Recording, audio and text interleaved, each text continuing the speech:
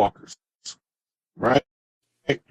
And so they was the dominant tribe of those lands, and they job, the Watusi, the Zulu, the Dinka, the Mandingo, all these tribes are supposed to be there to protect the little people from the bullying of the shit that was about to go down.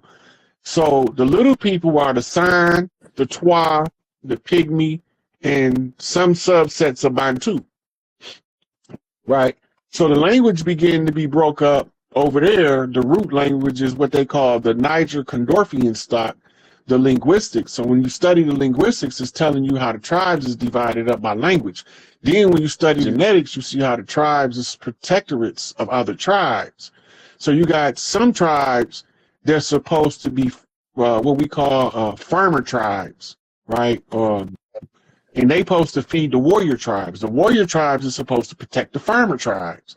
So this is probably how you reach the balance. When they come over, the first thing they do is they catch us farming, they kill us. And then they put a pink motherfucker in the field and he dropped dead in 2 days. So now they can't kill us. They can't use the pink people because the pink people can't handle the conditions of our land because they're not from here. It's the same problem they ran into in Africa. They end up, King Leopold sent Cecil Rhodes to settle the Congo. And they slaughtered 30 million Congolese people when they went. They deforested the same way they did over here. And then they turned around and hired motherfuckers over there to do it. Right? And nobody was none the wiser to what was going on because the clans had fell into what you call disarray. The leadership was took out first. They always have to take the leaders out first. Get rid of the leaders. Now you got a whole bunch of misleaders trying to fight for a position of power. And if you offer them a strategic advantage over somebody they fighting, you become their ally, which become the detriment to both sides because these motherfuckers is not just trying to conquer them. They trying to conquer your ass too. Now, they did the same thing to us. They had motherfucking Apaches fighting Tomahawk and Choctaw and Cherokee. They had us fighting each other over here. For a long time, we didn't know what was going on. Then one day, Noble Ali infiltrated something called the Moorish Zionist Temple and came out and said, hold up, this ain't us. Who is these motherfuckers? David Walker wrote about it before him. There's some strangers on the land, man. Who the fuck is these people? Then, this is what was out cold. The melanated ones that look like us would pretend to be slaves to the pale slave that they brought over in our presence to confuse us. That was the home run right there. That was the height of theatrical performance. They dressing down, taking off their Quaker clothes, putting on sackcloth so they can look like they struggling. Remember, I know your work's in your poverty, but you rich. You faking ass motherfucker acting like you ain't got no money. And all the time, you in the community undercutting us and tearing us down. Oh my gosh, Uncle Rod. So like, you be talking about like the town that I moved to a different town, but like the town that I grew up in, I still go there all the time. And we have a female mayor. She's a black woman. And I was telling like my boyfriend, like I be telling him all the time, like I feel like, you know, our town could get what you be talking about, like with the FEMA stuff, like rolling. But I feel like, because I feel like there is awareness, but I feel like nobody really knows like what to do yet.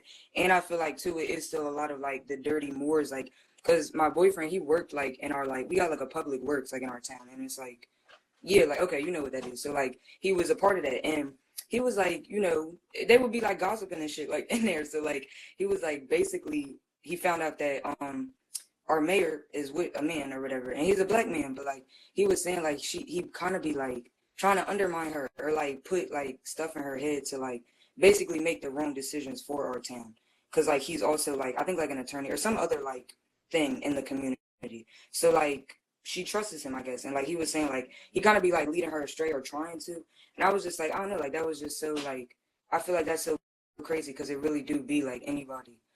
But that was also like a question that I had, like how do you even get past that? Like, how do you think? I feel like it's kind of what you were saying, just more like the general awareness.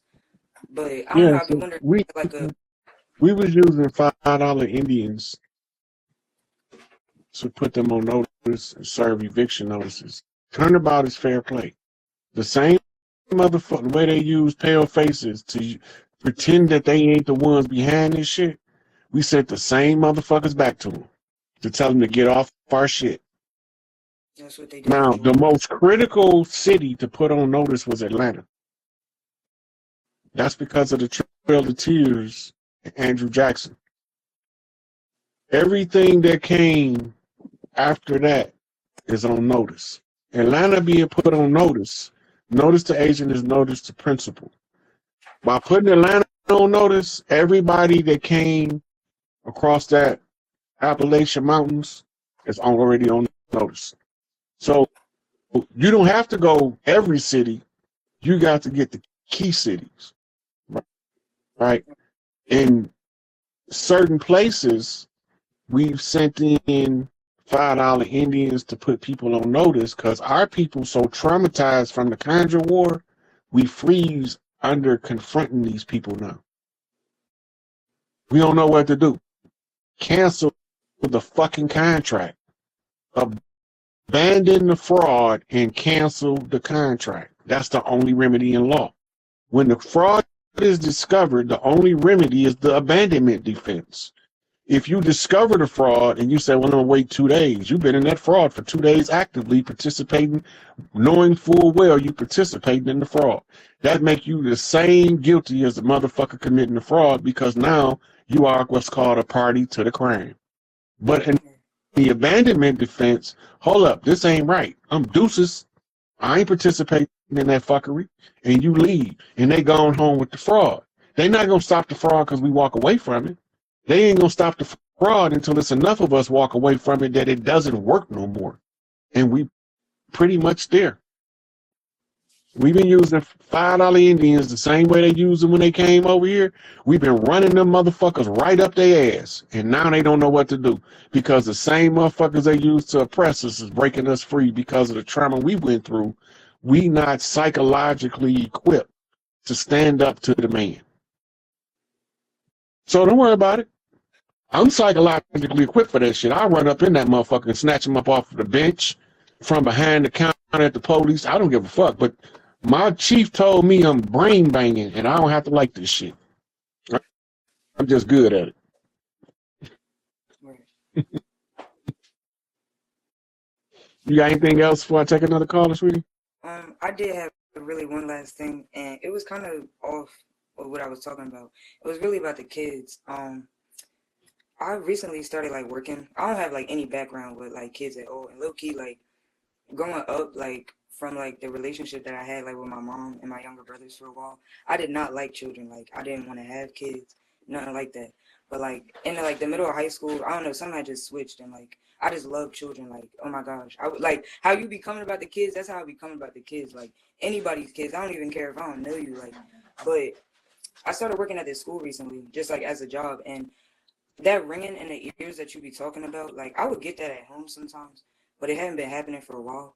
And then once I started working like at the school, I would be sitting in the classroom like with the kids, and I'm an aide, so like I just sit with them like and help with the teacher really. Mm-hmm. But I would be journaling and stuff like I'd be journaling just like in my book and stuff, and I would just have that ringing like in my ears, like, and it would be kind of like piercing, but a very low volume, and then it would kind of go away. But I noticed it really only happens when I'm at the school with the kids, and also since I started working there, like everybody's just been like, "You're amazing with the kids. Like you should do this like as your job." Like, but I be telling them like I couldn't work like as an actual teacher, like, and what we have set up right now as a school, like I would need us to have that new system set in place before I could do some shit like that. Cause like I feel like the school systems that we have now is really just like many prison systems. Like the way that they set up is really military. It is. Like just so it's Yeah, not meant for I go back to we never had schools before. Schools and prisons is the newest social things on our land. We didn't have schools. We used to learn in Big Mama's kitchen, on Big Papa's barn, We had different method of teaching. It was, if you read Neely Fuller, he called it the open air method. The open air method is way more effective in teaching our children than the four walls method. The four walls method is school, which comes from the Yiddish word shul, which comes from the Hebrew word sheol. Yeah. That shit is hell for them kids. And I'm like, I'm not to cut you off, but as an adult, like the other adults be in there and they'll be like, yeah, are you having a rough day? Or like, and I'm just like, why did y'all pick this job? Like, y'all hate these kids, really. It ain't the kid. And I'm like, why do y'all have this job? Like, I really love them kids, and don't get me wrong, some of them kids, you know, you do need a little extra time with them, but I feel like it's hell, exactly that. So like the way that it's set up, they can't get that one-on-one care that they really need to help them. It's just like, this is a problem child and they just need to be dealt with, or their parents need to deal with them. And I'm like, that's not, I don't know, that really bothers me. And I'm like, I don't know, that really Elijah Muhammad's description of a black devil is an original man who acts other than himself. Right? So when you're looking at what he's saying, the school system teaches you to act like you from Europe. Why the fuck I want to act like I'm from Europe when I'm from over here? Right? Why do I want to wear buckle heels when I'm more comfortable wearing moccasins? That make this shit make sense. So if we become devil by behaving other than our true self, their school system teaches us how to behave like they want their children to behave. This is why they are on what they call fast forward to the. Kids don't even need all that. Hell, they shouldn't even be talking about nothing sexual until right before puberty. They don't need sex education in the 2nd, 3rd, and 4th grade. What the fuck wrong with you people? They want to know about, boys want to know about cars and trucks and dogs and shit in the 3rd, 4th, and 5th grade. Girls want to know about how to do my hair, teach me how to make my makeup on, put my fingernails on, but they ain't thinking about fucking. Right? Girls is trying to learn how to primp so they'll know how to be pretty when they're older. Boys want to learn how to, you know, do masculine release things. You know, they want to ride in the rodeo and shit. They got us thinking that that's a pale man. I mean, we invented that shit. Look, the Apaches was the first ones that used to do what they call underbelly riding in war. They slide around that horse. You won't even know that the horse is coming. Got people on them because they under the fucking horse riding from underbelly. How in the fuck do you do that? Right? But they had that shit to a science. And now they telling us that Buffalo Bill Cody, who really ain't that guy they be showing us the pictures of, he really looked more like the picture of Bass Reeves than the picture that they showing us of Buffalo Bill. But okay, you want to whitewash history, go ahead, whitewash history. But when you find out the baddest motherfucking horsemen that ever trained horses, break horses, they all look like us. They called us cowboy because they didn't want to call us man. Hey, boy, go fetch my cow. What? How we going to get the cow if we ain't riding the fucking horse? We ain't gonna run that motherfucker down on our feet, right? And I was listening to Dick Gregory talking about how he scolded Bob Marley about that song Buffalo Soldier. Is they chief, and this is why Cobra Stones fall under the Peace Stone Nation. Okay. As long as Angel Bay here, they chief walked spiritually with him, and this is why how they create their alliances. Okay. Make perfect sense. Can't get somewhere. Look, I'm a GD. I was born into this. My mama a Vice Lord. Mm-hmm. My daughter a Peace Stone. Oh wow. But we family. Here go the kicker. Just like in my family on my motherland, I'm the G stuck in the middle. Mm-hmm. We family. Right? But on my fatherland, I'm a chip off the old block because his nickname was Fort. Oh wow. Fort. Oh wow. Fort is that's the trident of the disciple nation. Oh wow. Remember, at one point it only had one trident. We was at that time we was devil disciples. The devil disciples. We were devil disciples. right? Wow. I don't know too much about that. Yep, you just seen it. It's the little Casper devil with the pitchfork. That's the logo. That's the symbol. Captain Devil The with little the red pitchfork. devil with You the know what? pitchfork. Yeah. I saw that on. I probably saw a logo of that It's in the somewhere. literature. All right, go back and look in the literature at the imagery. It's the little devil with the pitchfork, right? Mm-hmm. He's the baby. Oh, I was is it born in the blueprint? '68. Did it make? Okay, question. Did the blueprint make it to the public domain yet? I've been trying to get a copy of it, but I got you. Shorty Bible is, he a walking Hafiz for us. He got the whole blueprint dedicated to memory, to all the literature. Oh yeah, yeah. That's why he was accepted everywhere by all the folks, because he was recognized by the entire board. He had memorized that shit by the time he was like 12. That's Whoa. what they I used know to we was call it. That's heavy. why he got his nickname, Shorty Bible. But he got Oh videos on wow, wow! Get out of here! I did not know that. yeah. That's So why you he got got pretty Bible. yeah, and he Wow. got videos on TikTok where he's going over. This is for for our clan, but other clans can benefit from the information, and so we put it in the public domain. Okay, that part. Mm-hmm. But the master blueprint is not in the public domain. Not as far as I know. Okay. It was once in print. Well, I know I got a piece of Yeah, it. it was once in print. It was the blue book, the GD blue book, Mm. and then Wow, we um, family. yeah. And whoever was printing it must either they got banned by the government, because I think it went out of print around the same time as the ghetto apparel went out of business. Oh, really? I know this white guy. He published it. I'll forget his name. I think he passed away.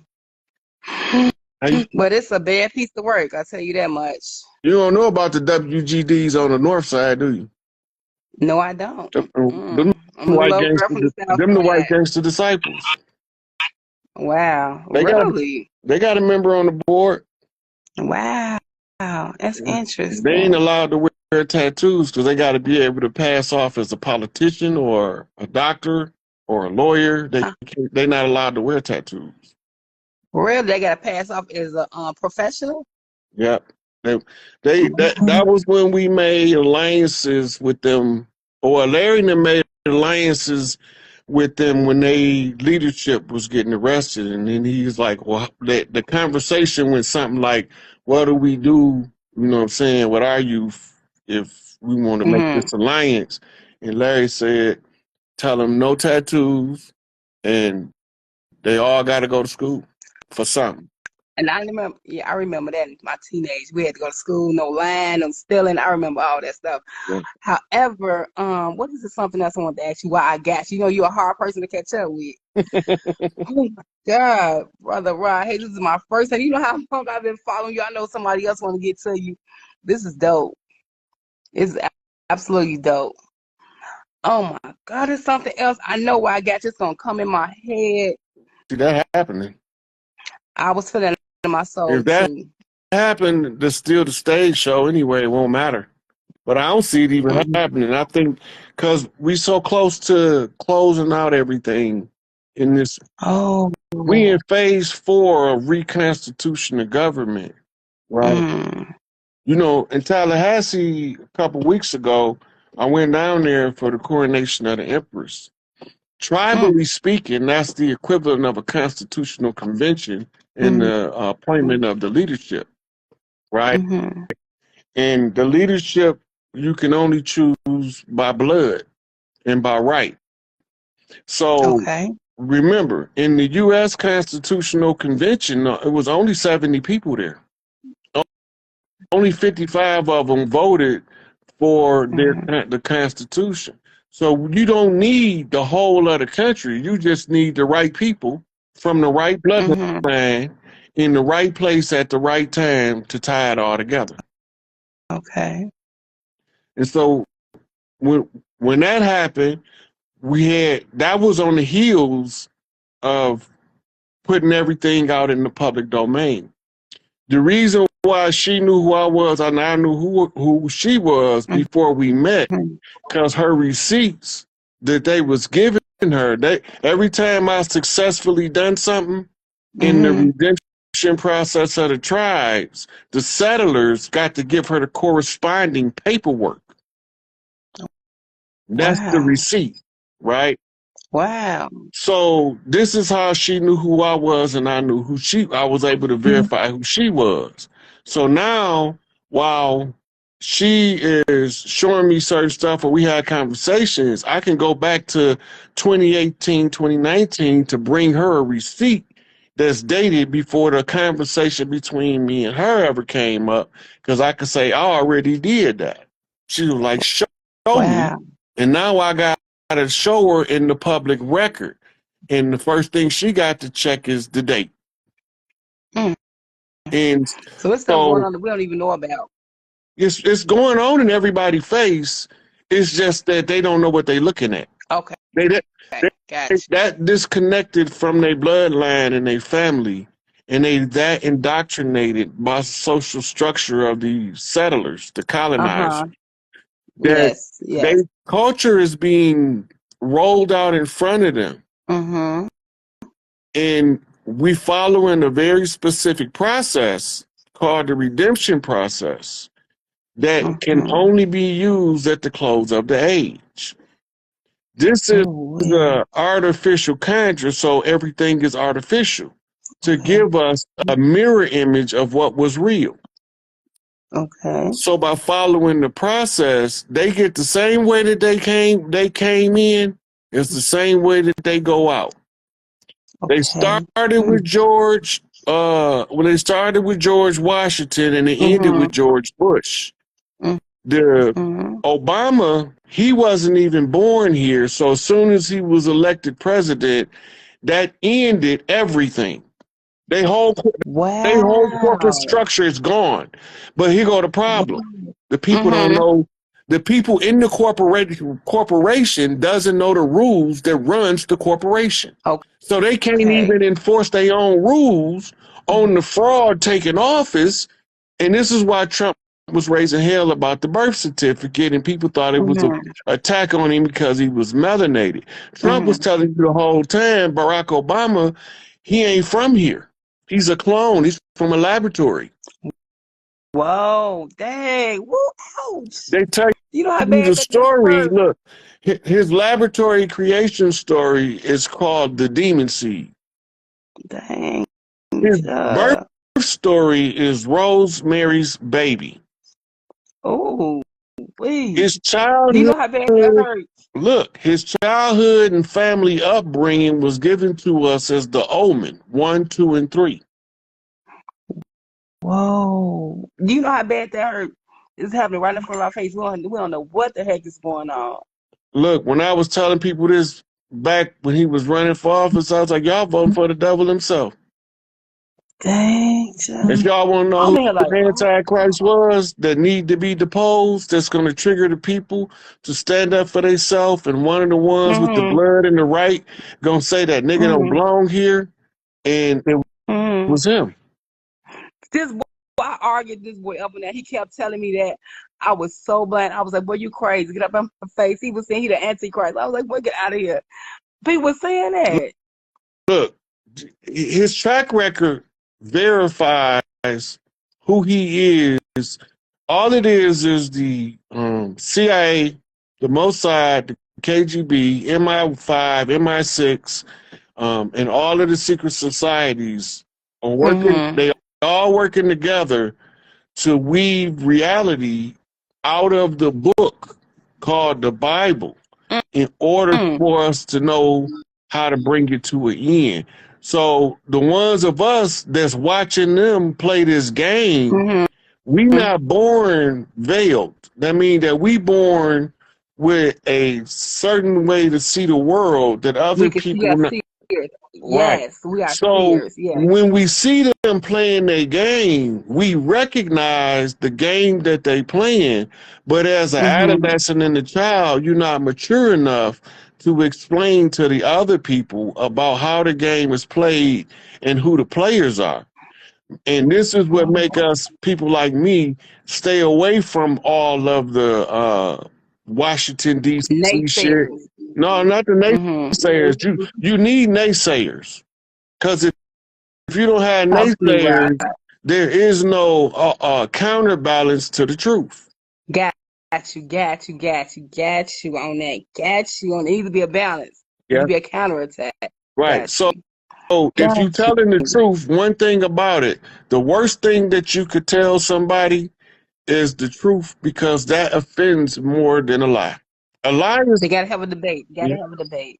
a lie is only offensive to the ones who love the truth, but the ones who love the lie, live the lie, and love to lie to others, the lie is a comfortable norm to them. They the ones that swear up and down when they go see David Copperfield that he's not going to trick them into believing that airplane, that big ass DC-10, disappeared. But after the show, they trying to figure out how they got tricked. Ooh. But he told them before they went he was finna trick them. They got comfortable lying to themselves. Therefore, when the illusion took place, they didn't know what stream of information in their soul to follow. Man, God raised up a good one. You got raised up, brother. Thank you for answering the call. Look, it's just family business. And I'm just doing what the family need me to do with the development of skills that I developed. Trying to be the best me I can be. I did not expect any of this to be the result of me trying to be the best me I could be. But my literature told me that I should help any and all brothers and sisters of the struggle in any and all righteous endeavor. It didn't say I can't help Angel Babe because he peace stoning no folks. If he right, he right. Right. Absolutely. Okay. It don't mean that because Tukey from the West Coast and we from the Midwest that I can't speak up for the Crip King. Right. Right? Yeah. Because he was right. They set him up they set him up exactly the same way they set up Geronimo Pratt. If you read Geronimo Pratt case and you read Tukey case, you're going to swear up and down that you confused the two cases because they're that similar. Wow. It took Johnny, it took Johnny Cochran 27 years to prove that Geronimo Pratt was set up. But wasn't nobody fighting. Wasn't nobody fighting for Tukey. Because he was the king of the Crips. And then the government said he's a gang leader. Yeah. But the government didn't tell the people when they was calling him a gang leader that they know that under COINTELPRO, a gang mean a tribe. Woo! Oh my God, nothing but a trap. Nothing but a trap. So they got the people believing that the gang is an organized criminal band of misfits. Nothing but a trap. Right. And then, so when the tribes reconstitute, because you only going to break us up for so long because we're going to always gravitate back to our chief. There's three chiefs. There's three chiefs as the three high chiefs of the land. Big Tukey, Larry Hoover, and Angel Bay. Okay. All right. So it's family business because all parts of the family is doing their part in the recovery of what belongs to the family. So the part that I'm doing, only because I'm the only one that asked the unorthodox questions that found out the unorthodox answer, that the white man ain't white. It wasn't a pale face, but they hid behind pale faces. Woo. They used the colors code as the caste system to usurp the minds of the people into believing that it's about skin when the white man not white and the black man not black. They both shades of brown and they both got kinky hair. They grow up in our neighborhoods and our families, and the only way you know that they not us is because they don't move in love. Like us. Right. They're not righteous. Absolutely. Right. And because we belong here, we have an extra compassion for those who come here. Yes. Because Big Mama always taking in somebody old ratchet ass child. All the time. All the And time. we be the uncles that be sitting there like, why is she taking this ratchet ass kid in, knowing this motherfucker finna fuck the house up? He ain't no good. But Big He ain't no Mama good. say all the baby needed some love and he'll be all right. Well, he ain't a baby no more, Big Mama. This nigga grown now. You can't love this grown ass nigga and reverse that bullshit he was taught when he was little. Rod Hayes, that's nothing but the truth. That's nothing but the truth. My goodness, that's nothing but the truth. So then what's the remedy? It just Now gotta that, go. now that it's been proven that she took that ratchet motherfucker kids in, him and his stinking ass kids, he poisoned her, took mama name out of Big Mama house and called it the big house, lied to us in the barracks, because that's what they was, family barracks. They was little, we lived, you know, we lived as a community. And he lied to us and told us that the whole world is at war, and if you leave the farm, you're going to get executed. And all the time, he hired Mr. Sally and Mr. Charlie to come in and oversee the ones on the field. And this nigga is using Big Mama's death as an excuse to sell the land, knowing good and goddamn well, now one of us is going to ever sell no land under any conditions. Because they gotta go. you can't sell what don't belong to you. They gotta go. So that's why we was able to trace the sweetheart swindle, because my dumb ass want to ask questions like, who is the black hen and where them niggas go and where they come from, right? Who is this house nigga? Where he come from and how he get to wear a suit and the rest of us got to wear these rags? Right. And why is they calling Big Mama house a plantation when it was just a family farm that all of the teenagers had to come to when they got old enough to do their share of the family work? And now they done turned them into POW camps, but we ain't none the wiser because we listening to this nigga up in the house. Because he was laying next to Big Mama before he killed her. So, you summed that up so well.